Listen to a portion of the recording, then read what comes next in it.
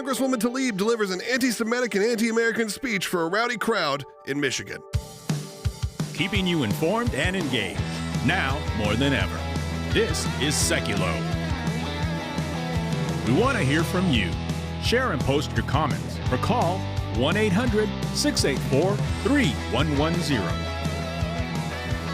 And now your host, Logan Sekulow. Welcome back to Sekulow. Phone lines are open for you at 1-800-684-3110. That's right, you had a day off without me, but now look who's back. Settled back into my chair. It's good to be back here on a Wednesday. Hope you all had a great day off on Monday. And of course, Will and Jordan were holding it down yesterday. But we're back. And I'm going to want to hear from you because you're going to hear these comments coming in from Congresswoman Tlaib. And of course, we're also going to hear from Chris Martin. That's right, from Coldplay.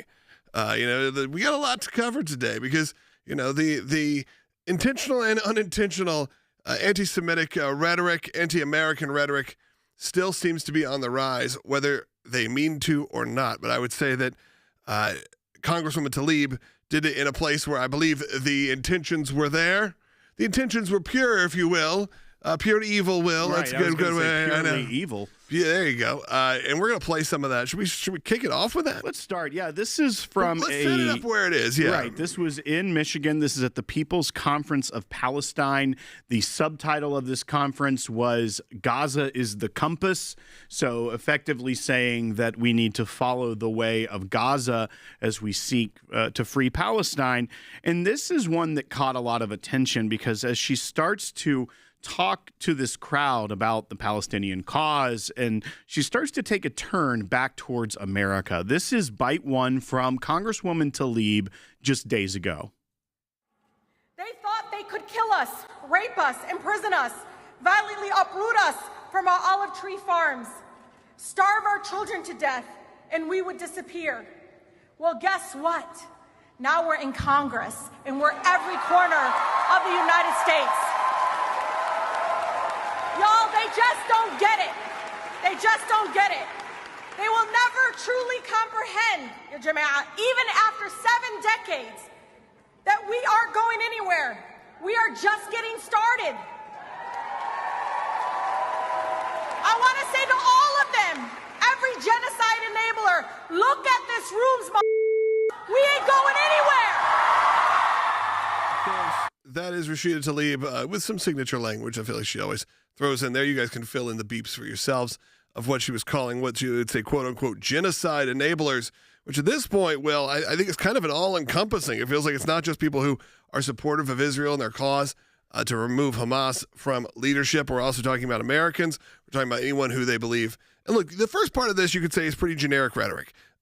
Generic rhetoric we've heard now for the last number of years. Nothing too, I'd say, over the top. Is it offensive? Of course it's offensive, but it's nothing extreme. And then it does take a turn. And you're right, when it starts turning towards the United States, we're now in Congress and we're in every corner of the United States.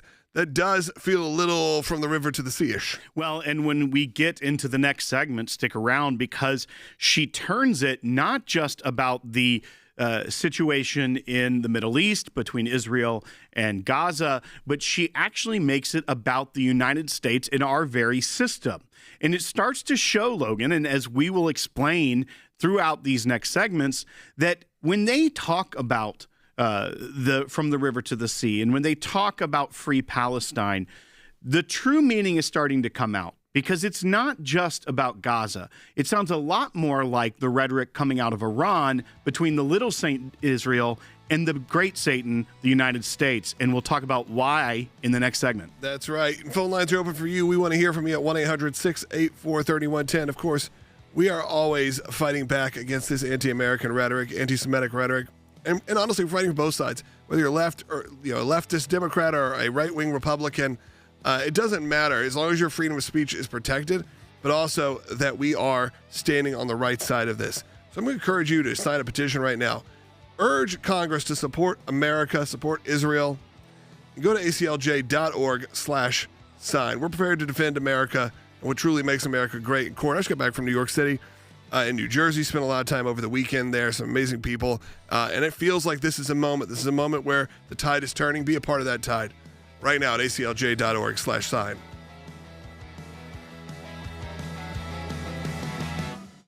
Rashida Tlaib. She had this to say at a conference. She called America genocide enablers. Let's watch it. They thought they could kill us, rape us, imprison us, violently uproot us from our olive tree farms, starve our children to death, and we would disappear. Well, guess what? Now we're in Congress, and we're every corner of the United States. Y'all, they just don't get it. They just don't get it. They will never truly comprehend, Ya Jama'ah, even after 7 decades, that we aren't going anywhere.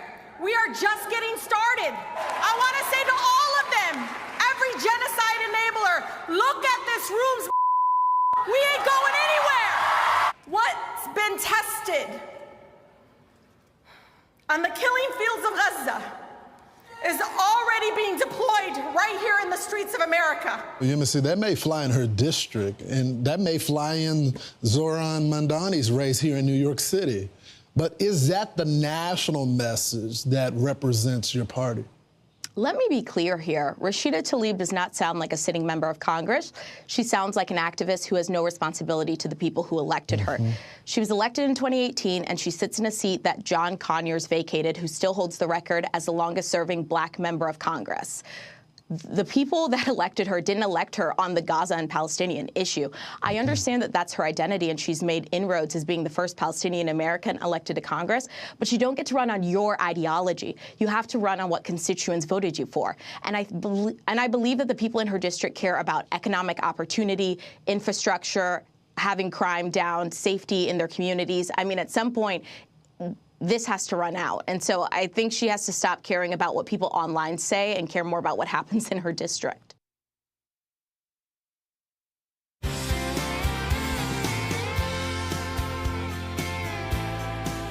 Welcome back to Sekulow. Phone lines are open at 1-800-684-3110. We are coming upon, once again, another weekend now as we are into the back quarter almost of the year here. We're in September. And the rhetoric as we approach, once again, another anniversary of the October attacks. Now what? Going on multiple years. It's hard to even, the years start blurring together, whether it's 2 years or 3 years, however long this has been. And look, I think for a lot of us, that wear and tear that has come through mentally is starting to show. It's starting to crack in terms of, and we'll talk to Jeff Balabon about this coming up in the next segment from ACLJ Jerusalem, because there is just want for this war to end. And I can't tell you that hasn't crossed my mind multiple times, going, you know what, we've got to just be able to move on. You can't spend every waking minute thinking about this. I was very lucky this weekend to spend some time in New York and New Jersey and, kind of fellowship with some great people. Went to a lot of concerts and events, and these were events that were not political. These were events where there was never anyone talking about that. They were just celebratory. And that was refreshing. It was refreshing to be in an America where everything wasn't divided, where it wasn't just talking about where someone landed politically. It was about just enjoying each other's company, whether that was 200 people or 70,000 people. But we've come to this point where it feels like you've hit that point of no return where everything has to be politicized. And it's not that Rashida Tlaib, this is anything new for Rashida Tlaib. It's more that this is something that has been embraced by a certain segment of society. And I also want to play, in just a minute, a clip that kind of, on the internet that I have, which has a lot of pro-Israel conversations and a lot of music. A conversation that happened live on stage at a Coldplay concert just over the weekend as well, where you had a couple come up on stage. We brought up by Chris Martin, the lead singer, and he asked, "Hey, where are you from?" And they say Israel. And then you can hear the crowd reaction and Chris Martin go into almost a full-blown panic to try to calm down not only the crowd, but to make himself look better. And I think he probably meant well, but chose some really poor words that push more of this dehumanizing stereotypes that come from that come from this sort of radical left that has demonized all Jewish people, all Israeli people. People, look, I mean, you go to Israel, and I want to make sure people understand this too. There are people in the streets right now, Israeli people, in the streets protesting against Netanyahu and the regime. They do not agree with what he's doing. They do not agree with what they're doing. Just like there's people in the streets here protesting Donald Trump. Now, does that make them any less Israeli? Does that make the people there any less American? No, I would say in some ways, of course, that's a good thing. We should have people who disagree with us, and they should be out there saying, now there is a line. And of course, that line, it seems like our own Congress people are willing to cross that line into taking it from just a normal stand up against or for your party and against the current administration to taking it to bordering on violence. Well, and Logan, this is the reality of what we're dealing with now, because a lot of people on the right have been duped by the anti-Semitic crowd, the vile things that you hear more and more. You're seeing very top names within the conservative media space fall into this trap. And it's all based in the same hate and evil that's thousands of years old, this anti-Semitism.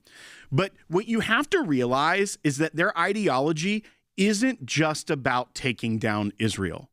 It's also about taking down places like the United States, where there is a Western-style government, where there is Western-style freedoms. They don't want that.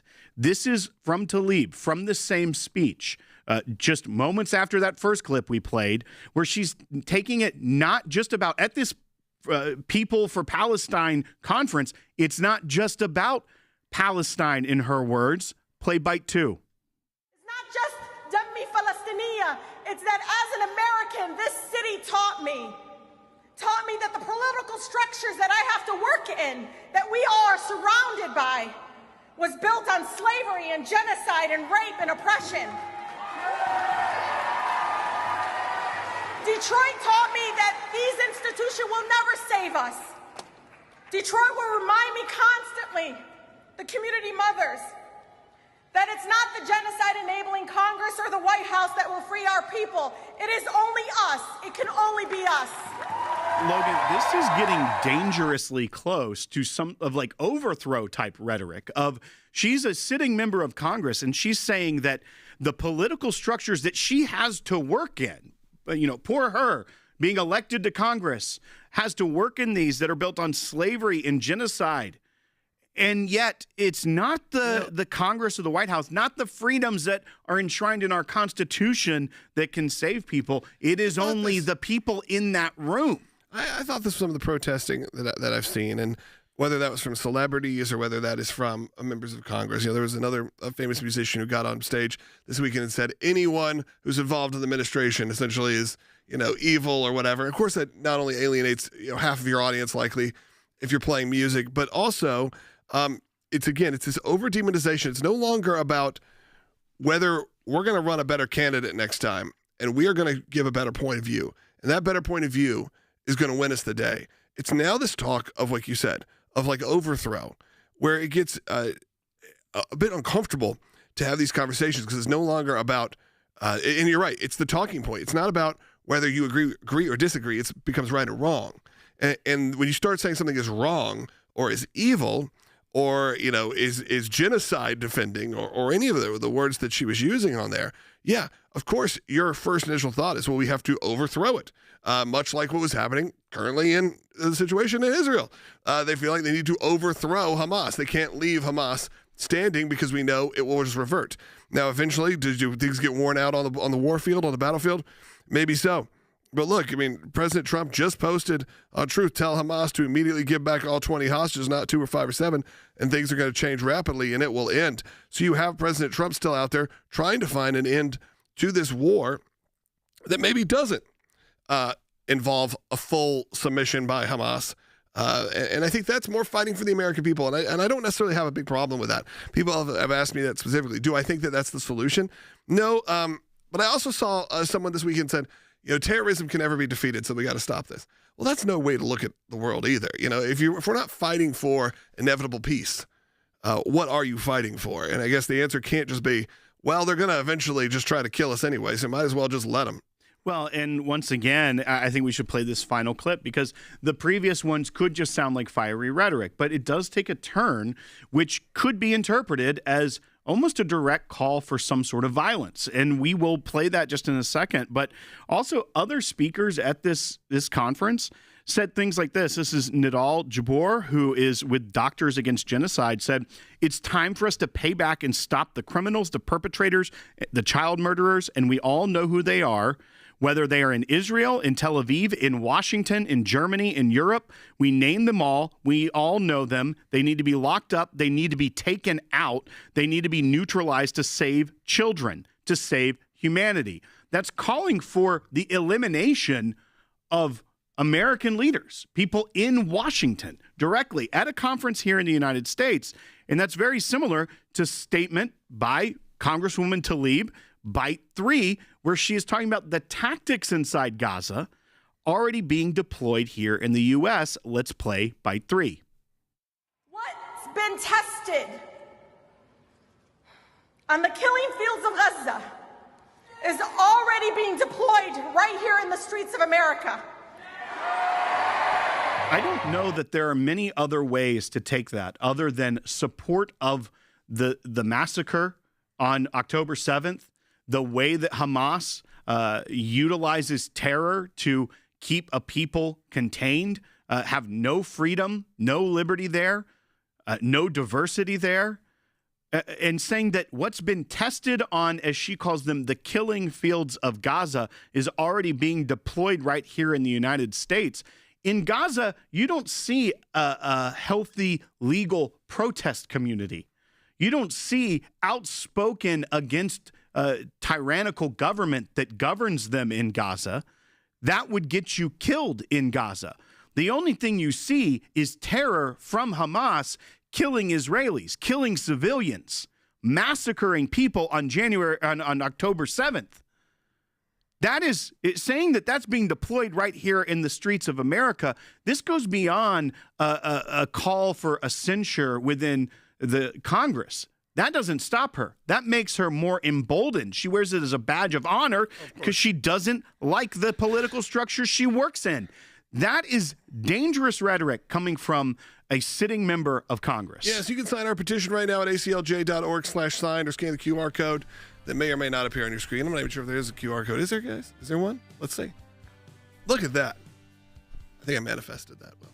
I've seen you do it before. Yeah, so there's the QR code. You can scan it on your screen right now where you go and directly sign. You can also, a great way to sign the petitions and to get involved is through our ACLJ app. We don't talk about it that much. It's been newly redesigned. It's an incredible experience. You should download it. If you become an ACLJ champion, you get sort of a custom overlay also, and it's all tailored to you. So say you care about Israel, but you don't really want to hear about even issues that maybe we find very important, like life, but you're like, you know what? I'm here. Maybe there's a lot of liberal Democrats that come on and support the ACLJ because they support our work with Israel. And you're like, I only want to hear about Israel. Well, you can do that on the app. You can just opt into the topics that you really care about, and you'll get push notifications and all that. You can sign petitions with just a quick click of the button. So do that today. Go to aclj.org, download that app if you can. We'll be right back with your calls, comments, and Jeff Balabon. A parent was refused transportation for the child attending a Christian school, which is a part of New Jersey law. Right. That the transportation, there's some school choice initiatives in this country that are not all just being able to use a voucher to go to a school, right, but sometimes it's okay, well, they can use transportation. They're violating the law in New Jersey. We're fighting that there. We're in court. We've got one where we're fighting for a teacher. We won for her. She was told, you can't be seen praying. That means you'd have to, I guess, be always behind a closed door that doesn't have a window, that doesn't have, that can't be opened. Right. I mean, very bizarre. Be anywhere a student could see it. These policies like that are insane. And I want to go back to New Jersey. The law provides for it. They say if you're eligible for the school choice program in New Jersey, the law provides for transportation. So this is a law that is, again, not being followed, that New Jersey taxpayers, including the family we represent, they're paying for these services and not receiving them. They're paying for the education, deciding to take advantage of a program to go to a private school. But the state says, but we'll still get that New Jersey student there. And they're not doing it. I mean, they have been dragging their feet on this, and the taxpayers are paying for something that isn't being done. And so think about it. It's not just the effect on the student, but the effect on that entire family who is just trying to give their student a better education, now having trouble just getting them to that school. It's them trying to force them back into their public school system by saying, well, if they just went to one of our schools, they'd get picked up, no problem. That's right. And that teacher we talked about, we won that case in federal district court. Now it is on appeal because the school district is appealing it. Always be on the lookout. And if something seems off, contact the ACLJ, aclj.org/help. Or someone will be able to review it, be able to guide you through it, and none of that costs you a penny.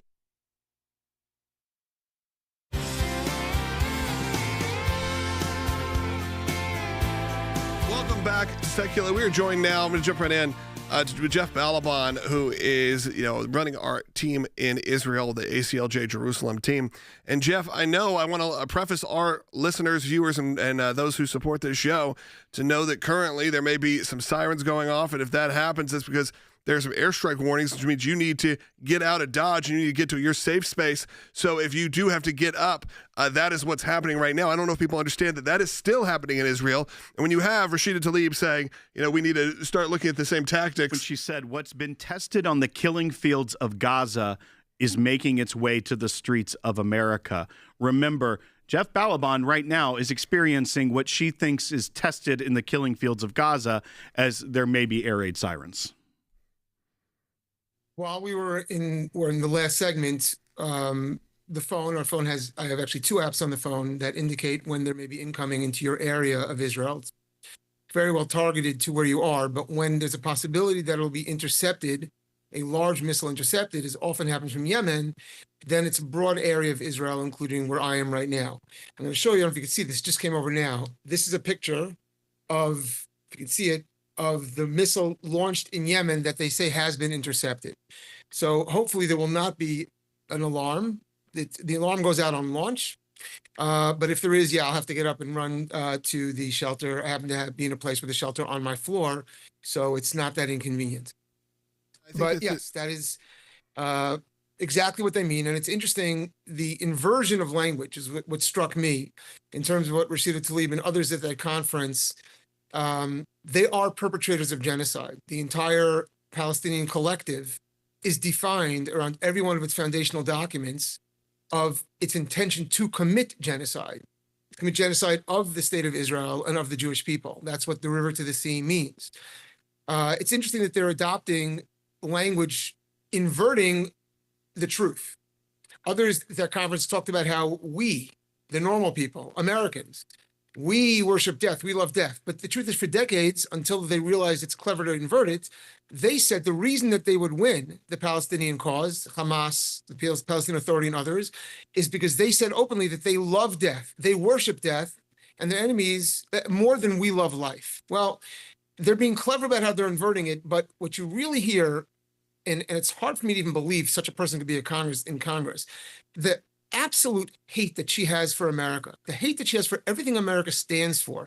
And in the room, riling up, like the energy in that room was so hostile and so profoundly anti everything that America stands for. And yeah, that is a war, as you said before on the segment.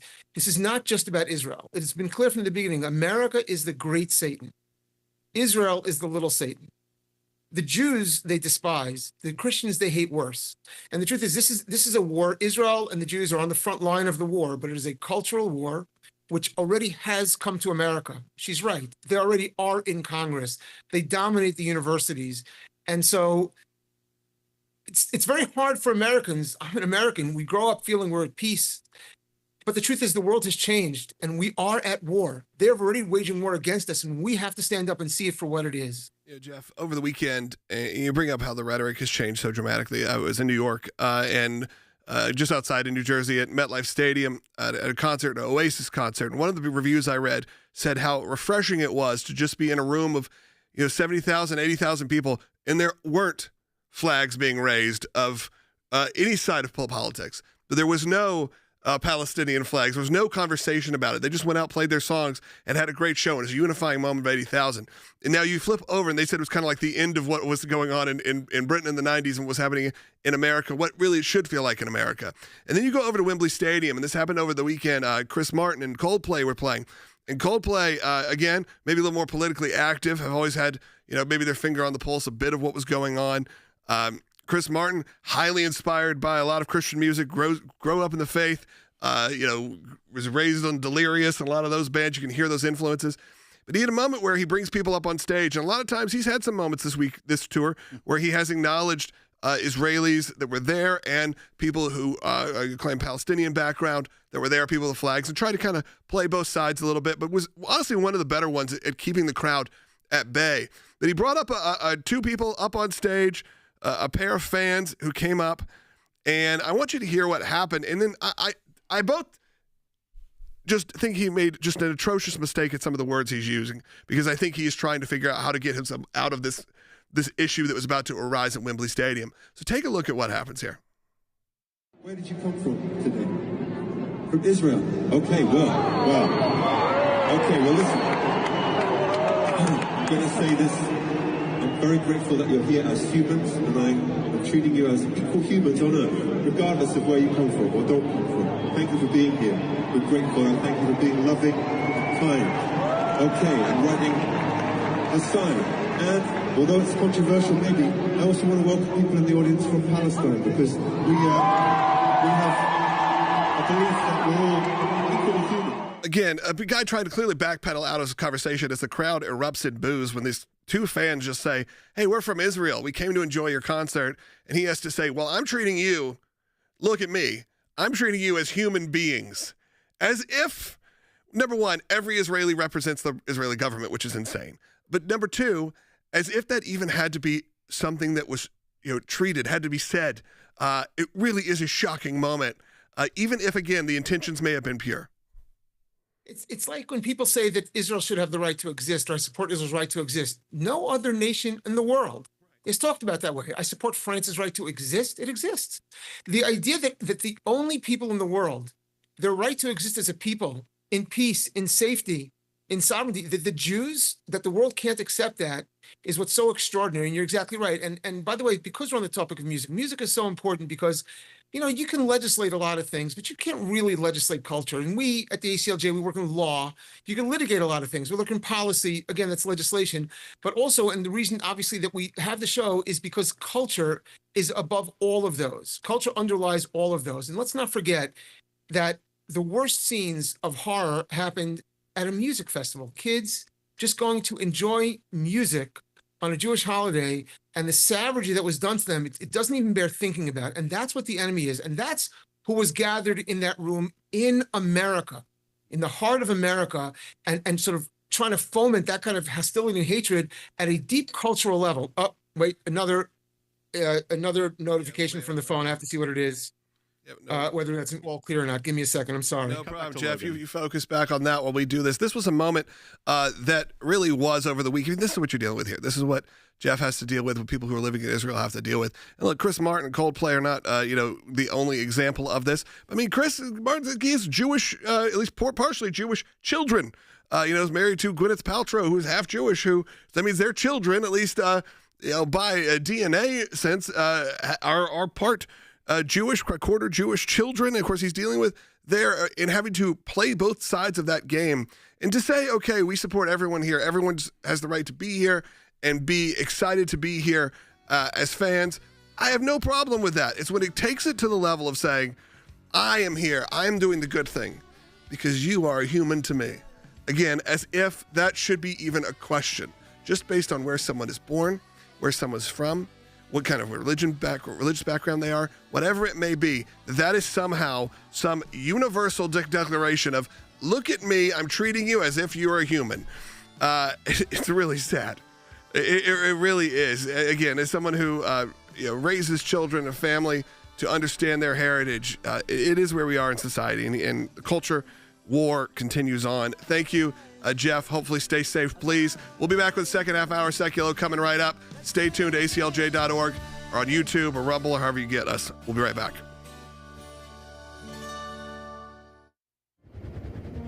Israel is under attack.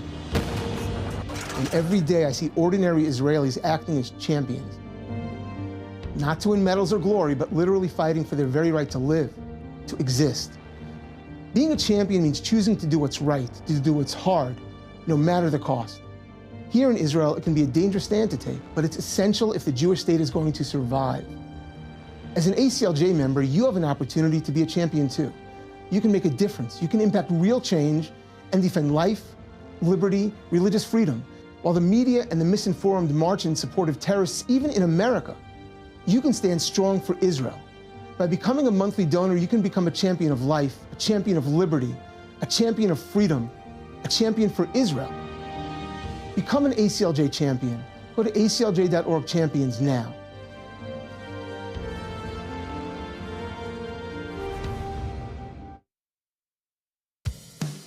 Keeping you informed and engaged. Now more than ever. This is Sekulow.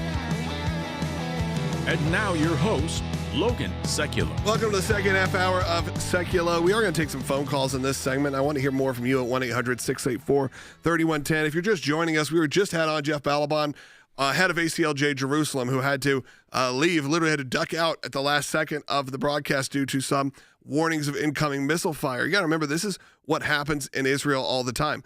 You're not hearing about it every time it happens because it is continual. Of course, they have the Iron Dome. They have a lot of ways of protecting themselves. They have safe spaces.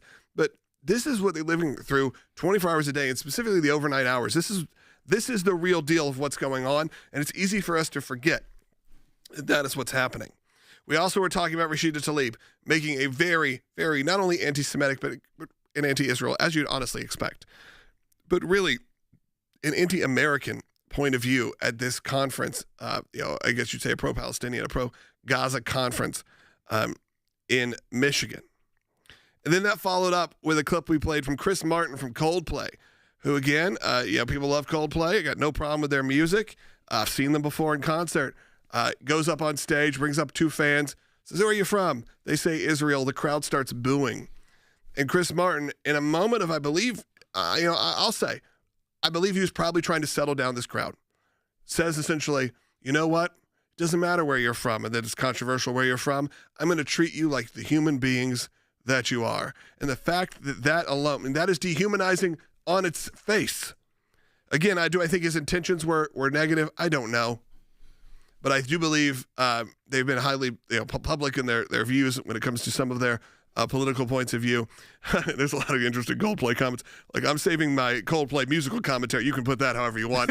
I'm not saying one way or the other. Just have fun with it. But I do feel that way when you look at this kind of commentary going, just because these two people who came as fans bought tickets. And by the way, Coldplay was here in Nashville 3 weeks ago. Tickets were so expensive to this show. The number of my friends went and stood on the bridge outside of Nissan Stadium and took their kids. That's the kind of price that they are demanding to get into the building. So this couple, not even a couple, I think it's just two friends, show up, get pulled out of stage, probably the moment of their life, a big moment of their life, and then they're told, you know what? We don't care where you're from because you're from a controversial place. We're going to treat you like humans. And then have to go, and by the way, those people that have been killing you also and attacking you, where are they at? Where are you at, fam? And then let them have their moments of cheering. And because they're getting booed off the stage just because of where they were born. That's where you see the anti-Semitism creeps in like a cancer. It literally takes over the entire way that people talk. Because if you got up there and said, I'm from Canada or I'm from the United States, and he had said, I'm going to treat you like a human regardless of where you're from. The absurdity, people would maybe laugh like, oh, he's making a joke. Like, that is such an absurd thing to making say. A joke about Trump. Right. But no, he had to find a way to be like, oh, it's okay. I'm going to treat you like a human even though you're from Israel. The subtext of that is that anti-Semitism has so permeated the culture that you have to remind people from Israel are human. All he would have had to do if people were booing is just say, we welcome everyone here at Coldplay. This is a unifying place. Moving on. If he had to even address it at all. It wasn't like it was the whole stadium erupted in boos. Yes, you could hear them. Of course, this is in the UK where there is I believe, not only a religious, there is a Christian moment happening in the UK that we cannot you can't deny is happening. We got to keep our eyes on what's going on there. I think you are just a couple years away from a major pendulum shift in the UK. Not unlike what happened here in America. This is a big moment. Faith is on the rise. Family values are on the rise. We are seeing this. We're seeing a rejection of what has happened there over the last number of years. And again, we got to make sure we're keeping our eyes on it because it's pretty wild what's happening there. That's obviously happened in the U.S. as well. It's going to continue to happen. Phone lines are open. I want to take more calls. I'm sorry I didn't get your calls We got Rick Grinnell coming up in the next segment, but if you're on hold right now, we are going to get to you, and we have phone lines open at 1-800-684-3110, 1-800-684-3110. We'll be right back on Sekulow, but before we get back, I want you to take a moment and sign our petition. Go to ACLJ.org, sign the petition, scan the QR code. We'll be right back. China's President Xi Jinping with a grand show of force. To mark 80 years since the end of World War II, the entire spectacle sending a clear message from Chinese President Xi Jinping about patriotism and power here. But an even bigger show, the diplomatic grandstanding of who attended. The leaders of Russia, North Korea, Iran, and nearly 24 countries. The first time that Xi, Kim Jong-un, and Vladimir Putin have appeared together. And the message was undeniable.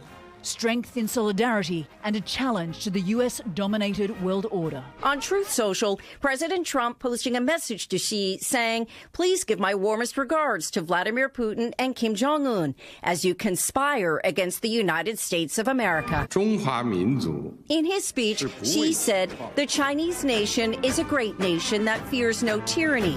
And he warned China's rise is unstoppable. The idea that there's trouble in the Pacific Rim that our allies in that region have to consider if China and potentially North Korea are some sort of alliance causing trouble there, then they have to wonder, do we make better friendships with China, or can the U.S. Be a better alternative? I think they will all come to the conclusion that we are the better answer, but we have to show that. We have not seen the leaders of these three countries together in 66 years. So with Xi there in the middle with Putin and Kim Jong-un, Xi is towering over them. It really sends a message that China is trying to assume the mantle of world leadership. But Carly, all three economies are in trouble. They have a great military display going on, but our military is more important. But it tells you that this Russia-China alliance and their friends, North Korea, Iran, are a major menace to the United States. We have got to keep our military strong and keep our technology ahead.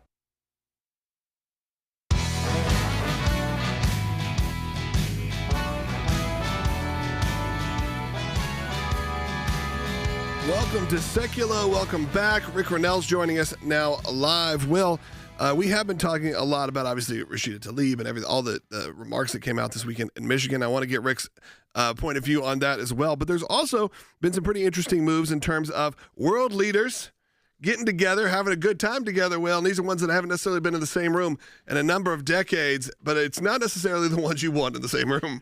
That's right. So over in China, we have Vladimir Putin visiting, Kim Jong-un visiting, and this is celebrating the surrender of Japan in World War II. And you have some strange summits going on over there. Yeah, so you have Xi Jinping, Kim Jong-un, and Vladimir Putin. That's right. All hanging out. All in one room. And then you have President Trump posting this on Truth Social. The big question to be answered is whether or not President Xi of China will mention the massive amount of support and blood that the United States of America gave to China in order to help it secure its freedom from a very unfriendly foreign invader. And then he goes on to say, "May President Xi and the wonderful people of China have a great and lasting day of celebration. Please give my warmest regards to Vladimir Putin and Kim Jong-un as you conspire against the United States of America." Maybe the most perfect Trump post of all time. But Rick, I want to get your take on what's going on over there and how the president handled it.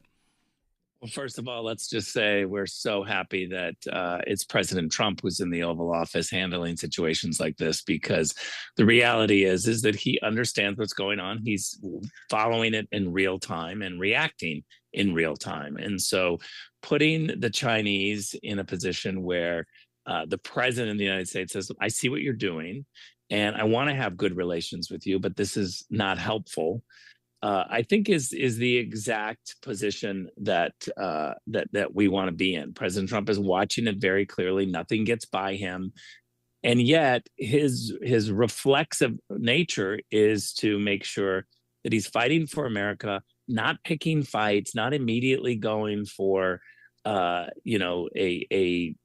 conflict, but showing a little bit of humor and showing the world that he sees exactly what's going on and nothing is getting by him. And I think this is what we want to do. It is troubling to see Putin and Xi together, because rule number one of foreign policy is to make sure that Russia and China are not working together against the United States. So I think this is the exact perfect response from President Trump. Yeah, I think that's absolutely true. When I saw that image, there is the part of you goes, okay, President Trump did a good job in kind of diffusing it from a public perspective, but it should be a little bit alarming that we have these guys in the room together, because again, they control. Let's not de-emphasize their power and that they have on the world stage. That is not something to be laughed at. And of course, you said shows that President Trump is still paying attention. Of course, that comes over a weekend of all of the silly rumors that were coming out of his wellness. The guy took like one day off. I mean, remember how long it was between Biden press conferences? I mean, there was like counters that were running like 3 months. President Trump takes one day off, and they're like, well, he must not be doing very well. He must be sick. And look, you're an 80-year-old man. Sometimes you do get stuff that happens, but that was not the case. But of course, this is where we have to run to these. They honestly they stole the playbook, but not in a good way. Right. Yeah. And Rick, one other angle of this summit that's going on that I want to ask you about is something that took place on Monday of this week, where the Prime Minister of India was actually meeting with Vladimir Putin as well as Xi Jinping. Not as surprising to see Kim Jong-un join into that group, but President Trump has had a better relationship with the Prime Minister of India than obviously the Biden administration had, and had made some great progress towards some more economic stability and trying to keep some of the interaction between Pakistan and India in check. What do you make of this show of unity between Russia and China with India on Monday, especially in light of how much progress the Trump administration had made with the Prime Minister of India? Yeah, look, let's be clear about one thing is that all hell went into chaos when Joe Biden spent 4 years in the Oval Office trying to be the one that was running foreign policy. Remember, he didn't speak to Vladimir Putin for 3.5 years. And, you know, the relationship with India was not good. And so now President Trump is having to pick up the pieces here, and to see India, which is the natural pivot away from China for us, to see them all of a sudden continuing the relationship that they've had for the last 4 years is definitely troublesome. It didn't get past President Trump, and we're watching that closely. But the reality is that we're reminded that the United States has to keep the pressure on in order to get these relationships to a better state. That pressure for the last 4 years was completely off, and we see a whole bunch of chaos in the world. Remember, President Trump handed President Biden total peace in the Middle East and total peace in Europe, and Biden turned around and handed President Trump 2 world wars. It's chaos. And it's something that President Trump is now trying to dig us out of. But again, thank God we've got him there who's watching it and having as his natural instinct a position to try to find common ground, try to push for good relations with another country and the United States in order to benefit the United States. He doesn't naturally go to the conflict. Let's go to war. Let's have some sort of an attack. And I appreciate that, and I'm thankful for him.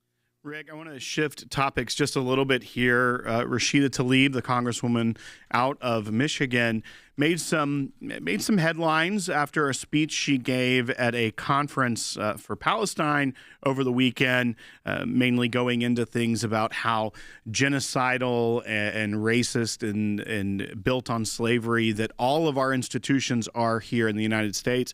But she made this line towards the middle or end of her remarks, and I wanted to get your take on how this should be taken from a sitting member of Congress. And this is bite 3 about what's been tested in Gaza and making its way here. It's been tested. And the killing fields of Gaza is already being deployed right here in the streets of America. Sitting member of Congress is talking about the tactics and what's been tested in Gaza making its way here. That's very alarming to me and to much of our audience, and I wanted to get your take on that. Well, three things jump out. One is she was reading those words, so it was very deliberate. It wasn't off the cuff. She was glancing down at her speech. That was a well thought out attack that she had planned to do. And so I think people need to realize that this is going to get worse from her. This wasn't an off the cuff emotional moment. It was a strategic statement. Secondly, she's lucky that she lives in the United States, where there's freedom of the press and freedom of speech and freedom of religion. She gets to say anything she wants because we have great American military men and women who protect those freedoms. I believe in the First Amendment, but she should be thankful that she lives in the United States, because here's the third point. She couldn't say those words in another country. She probably couldn't even say those words in the UK at this point. The United Kingdom is having some real problems with freedom of speech.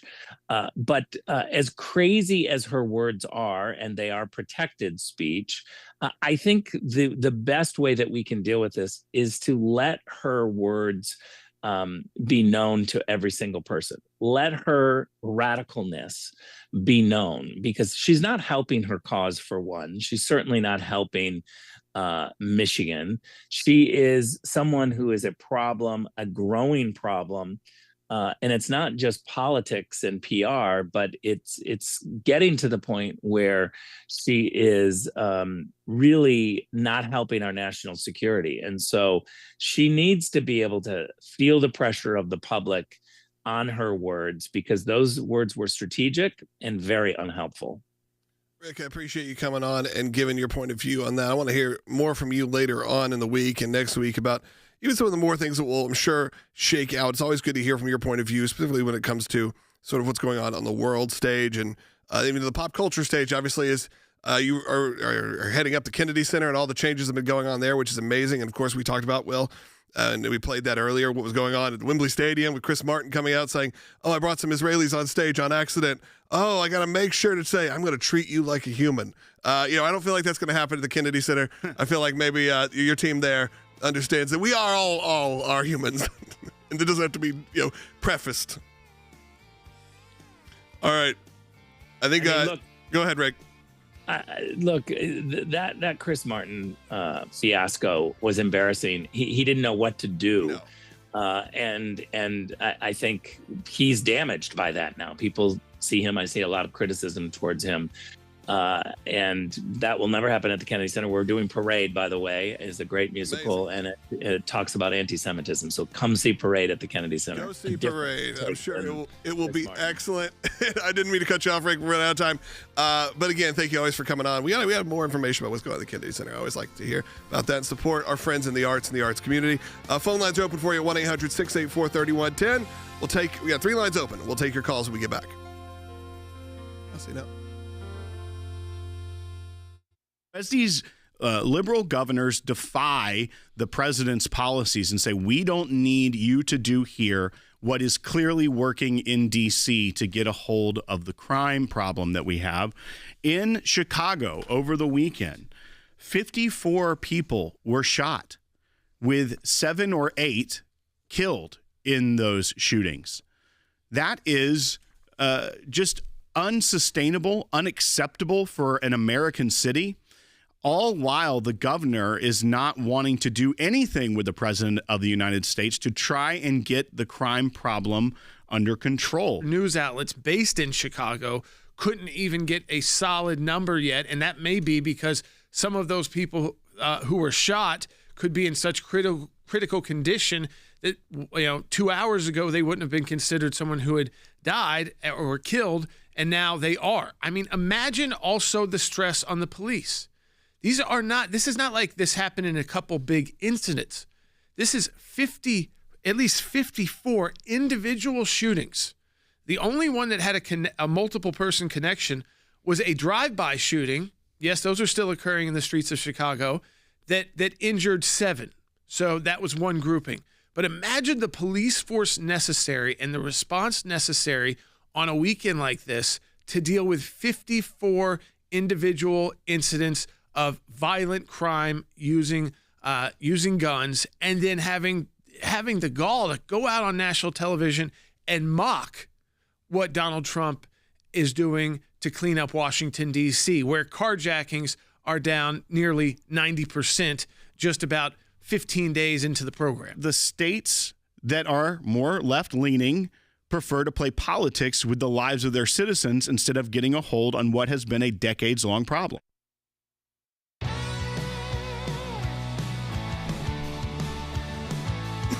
right, let's finish strong today with some great callers. Don't let me down, callers. Phone lines are open for you at 1-800-684-3110. We'll take 3 calls, and we got 3 more lines open. We'll try to get to as many as we can, but 3 will 100% make it up. Let's go to Martin first, who's an ACLJ champion. Martin, go ahead. Thank you, sir. A comment and 2 real quick questions, or any case. Every elected federal government official has to take an oath to uphold the Constitution and protect the United States of America. So I believe in First Amendment free speech. But first of all, when does that become potentially inciting a riot or a putting together of a government coup takeover for what Tlaib said, and I like what Rick and Nell said too. And what kind of sanctions does she have against her for doing that if it's flirting with that at this point? Well, Martin, one, I stand with Rick saying that, we are for free speech here. And a lot of times you want those people to keep saying what they believe because then everyone knows it. You don't want her to keep that inside. But as far as upholding the Constitution, yes, there is a referendum on members of the House every 2 years. So if her people don't agree with that, they should vote her out of that district and no longer represent that district. However, she knows what she's saying, though, to get her voters base there fired up. And I fortunately believe that she is not the majority of her party, even though they do have a lot of power within that. And she's definitely not the majority of America. So that's a good thing that we can stand on and why we have to keep pointing this out so it doesn't creep more. But if the House of Representatives were want to expel her, they could. Each house may determine the rules of its proceedings, punish its members for disorderly behavior, and with the concurrence of 2/3, expel a member. We saw George Santos was expelled most recently. Other members of Congress, people during the Civil War were expelled for disloyalty. So there is a way to get someone kicked out of Congress without just voting. However, with the makeup of the Congress, I don't think that any Democrats are going to join the Republicans to expel her. Probably not. And then, of course, you open up another door that I'm not sure we're ready to do as Americans. I mean, look, Martin, I watched a clip yesterday from Chris Cuomo's broadcast, which his whole thing now is on News Nation, be someone who's a moderate, kind of treat both sides equally. He had Ben Shapiro on, and Ben Shapiro was essentially saying, we've got to be done with pendulum politics. We've got to get people from the left and the right and the center together. When you have, or we're going to be heading for chaos, when you have Ben Shapiro, who has built his whole the whole world of the Daily Wire, which is just down the street from us, on pretty partisan politics, I would say. Pretty one-sided in the terms. And now he's even saying, you know what? Our world is shaking right now. We've got to bring people together. And if not, this is what you're going to have. You're going to have these extremes. You're going to have people like Tlaib who can go out there and say these things, and they're not only not held accountable for it, they're celebrated by the mainstream voter. Because the mainstream voter is the ones who have not become disenfranchised with the entire political system, which is probably 80% of people at this point, who are just done, who just want to throw their hands up and say, I want to live my life. I want things to be, maybe it's selfish, but to say, I'm trying to keep my family safe, and anything else, it's none of my, I don't want to deal with it. It's sad when we get there. It's sad when we get there, Martin. And I appreciate you being an ACLJ champion. That's someone that gives on a monthly basis because we have to continue to fight for all of these important issues. So again, I want to thank you for doing that. Martin is an ACLJ champion, which is essentially like a member of the ACLJ, someone that signs up, and when they donate, they decide to opt in and donate every month automatically. Of course, you can cancel anytime. And another ACLJ champion is on hold. And if you become an ACLJ champion, one of the little perks I offer is you get bumped to the front of the line. So Martin was first because he had been on hold for the longest, but Marion has only been on hold about 10 minutes because Marion is a champion. Boom, to the top. Go ahead. Oh, Marion, you're asking me, right? You are the one and only Marion on hold right now. Go ahead. Well, you got that right. Okay. Yeah. First, I'll ask the question. People say answer the question afterwards. But my question after my comment is, I want to know how George Soros is getting away with all this upheaval, chaos that he's creating in America, putting prosecutors that don't follow the law and just trying to disrupt our nation. I don't know why nothing has been done to him for that. That's my question. And my comment is this. One of the reasons that Putin and these people around the world are very upset is because Trump is wielding one of his strongest powers, and that's the tariffs. And now we've got these activist judges that are coming along and saying, well, they're no good. We're going to get rid of the tariffs and all of that. And whereas that leverage that Trump had is now going to be removed, they're going to say, wait a minute, they might take those tariffs away within his own country. So let's just hold off as long as we can and see what happens. So they're delaying the power that Trump has using tariffs because they're thinking, hey, they might go away. So that's my comment. All right, Marion, we got to address both of these. We'll try our best to do both. But we'll start with the George Soros comment. Here's the thing. A billionaire is going to billionaire. And if you have a billionaire on your side who is this politically active, I mean, yes, there's a lot of loopholes. There's a lot of ways to work around. But a lot of these are not loopholes and ways to work around. A lot of these are very legal ways to influence what's going on in politics. And that's just the way our system is built. It's why I was very excited, by the way, when we had Elon Musk kind of on our side for a while, because you had someone like a George Soros who felt like they were at least cheering on your side for a little bit. Sadly, that had to come to an end, okay, because we couldn't keep that together. And look, I understand if you're a billionaire, you're probably a pretty eccentric person, I think, or a brilliant mind, no doubt. But it was the unfortunate situation because I think you can look at Elon and Tulsi and RFK and really thank them for what became a President Trump second term. They shook things up like no one ever had, and I would put Elon at the top of that list. And Marion, on the judicial rulings, maybe we'll get into that some more tomorrow. We don't have enough time to really dissect it. But as you say, we've started to see some more rulings this week that were surprising in light of a lot of the leniency that the Supreme Court had given to the executive branch. A little bit more activist style, and some coming out of the Fifth Circuit, which is a lot more conservative than the other appeals courts in the country. So a little bit of surprise there. We'll see how it goes. But I think some of them are set up to be overturned at the Supreme Court. We'll find that out, and we'll get into that more tomorrow. You want to try to take Jerry real quick? Jerry, real quick. We got like 45 seconds. Go ahead. Question, did the Tlaib comments make the mainstream media? Because I only heard about them here. And number two, interesting, she said 7 decades. She's not 70 years old, but she's referring back to the establishment of Israel. Yeah. And I don't think Rick Grinnell has to hold a seat for Tashiv at parade. Oh, Jerry, you cut off, and you were on hold for saying hold a seat for her at the Kennedy Center. Yes, I know. 52 parade. Call me back, Jerry, tomorrow, so I can get you more on the air, because you were on hold for 52 minutes. I didn't realize you were on hold that long. I apologize, number one. But, yeah, of course, she's talking about the establishment of the government, the state of Israel. Of course, we know about the historical state of Israel. We know about the biblical state of Israel. Same land, same place. But, of course, then when it was founded, and there's a great piece, by the way, on ACLJ.org that gives you the full breakdown on Israel, the background of Israel, so you have an understanding. Because I think some people get confused of where biblical Israel ends, where historical Israel is, where the government of Israel is, when it was founded. You hear 1948, you hear all these different years, and it may throw you off. Go to ACLJ.org, spend some time in our section on Israel, where you can really kind of deep dive so you are fully engaged in that conversation. But thank you all the people who called today. Thank you for everyone who signed the petition. You can still sign the petition. It's wide open right now for you at ACLJ.org. We're going to be back tomorrow with a lot more to talk about.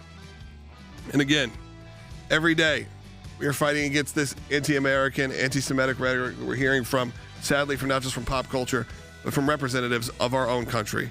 And you can fight back and be a part of that team as well. Go to ACLJ.org. Give if you can. Sign the petition. That costs you nothing. Be a part of the team.